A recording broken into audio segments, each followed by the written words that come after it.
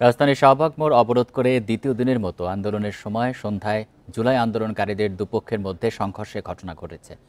পরে পুলিশ গিয়ে তাদের ছত্রভঙ্গ করে দিলে পরিস্থিতি অনেকটা স্বাভাবিক হয়। বান্ডেল থাকলে প্রতি সেনমানিতে টাকা বাঁচবে।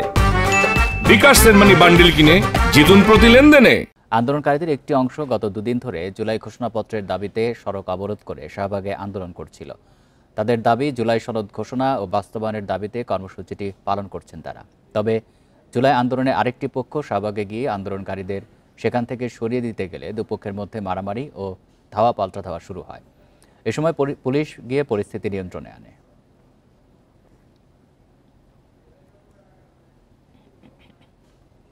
আমরা 5 তারিখে দেখে তারপরে নামবো, কিন্তু মানুষের দুর্ভোগ কেন আমরা করব? কিন্তু এখানে যারা আসছে তারা হয়তো তাদের বক্তব্য অনুযায়ী যে তারা হচ্ছে তাদের নিজস্ব স্বার্থের জন্য, বিশেষ উদ্দেশ্য হাসিলের জন্য এখানে আসছে। একটা গ্রুপ, একটা অংশ গতকালকে থেকে তারা জনদুর্ভোগ সৃষ্টি করে মানুষকে বিভিন্নভাবে আওয়ামী লীগ ট্যাগ দিয়ে তারা বিভিন্ন ধরনের জনদুর্ভোগ সৃষ্টি করা হয়েছে, বিভিন্ন বিশৃঙ্খলা তৈরি হয়েছে। আমরা চাই না যে জুলাই